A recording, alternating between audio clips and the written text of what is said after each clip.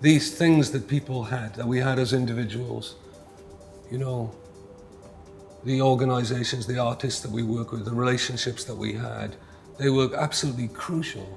They were crucial to sustaining ourselves, you know, and I believe they were different for all of us. You know, Darren Emerson had, you know, a new superstar DJ. He could go to a club and do his thing with unencumbered by, you know, any thoughts from me or conversation or having to any kind of, you know, democratic, you know, caring, friendship nature, whatever, political friendship, you know, just do his thing. And we had that, and Tomato was crucial for that, because I think, you know, for Karl and I, it was apart from there was the stimulation, the things they were doing, the young minds, the awkward nature, you know, the mix-up of people there, you know, and for me, the art just, I found that stuff so inspiring, so inspiring. What was sitting around in drawers and chucked about, and the attitude, it seemed to consolidate, you know, things that I needed encouragement with to respond to, you know, to follow my heart.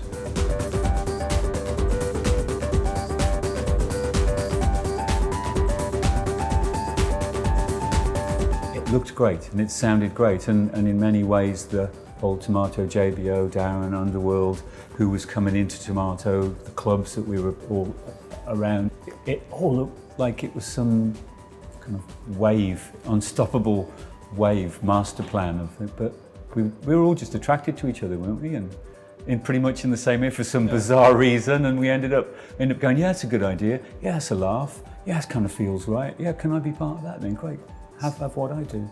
It's a curious thing about JBO, there was this house-ish label, you know, and who actually liked bands. You know, they wanted to be a band. There was this underlying desire to have something to do with bands and albums. And we came along and weren't really thinking about being a band or putting out albums, and it evolved that way. Now, whether it would have been supported in the way that it did had JBO not already have that desire to be a rock band of some kind, or have that, you know, bring in some of that aesthetic, I don't know.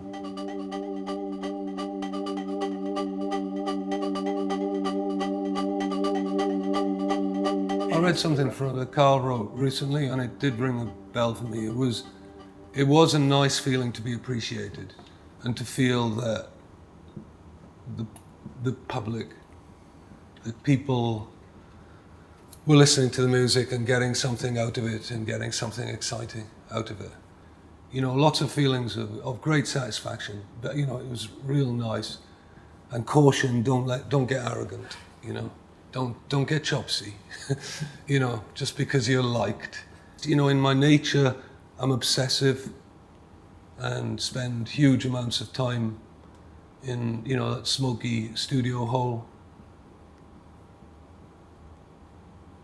Failing relentlessly is what it feels like, until there's a successful moment which lasts about 10 minutes. And then it's on to the next failure till there's the next little success kind of thing. So it is nice then when your work is going out into the world. That was a sea change, you know, from the 80s. We didn't get feedback. You don't get that kind of contact being a traditional 80s funk rock band. You just see people off a stage. There are usually not many of them. We were playing out. We started to play out live, and we were starting to see a response to our theories and our ideas, and the responses were good, and it was odd. I mean, I think that the 10 years that came before have left such an indelible mark on me. I'm still still feel like somebody's trying to get the first record deal. You know, I honestly do. I still feel that somehow it hasn't quite happened. And I know it's ridiculous, but it was a feeling that I thought any minute now it'll go away, and it didn't.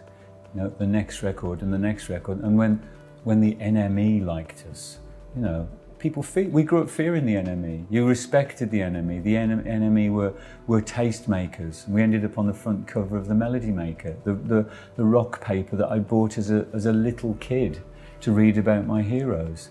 What's that about? It was a real sense of the bizarre. We're in the middle of the bazaar now. You know, this is just weirdo land. Everything's gone upside down, and is somebody going to turn it the right way up and we're going to fall off?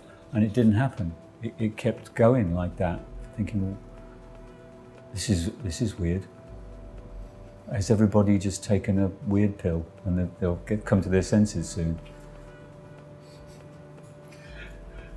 Keep taking the tablets.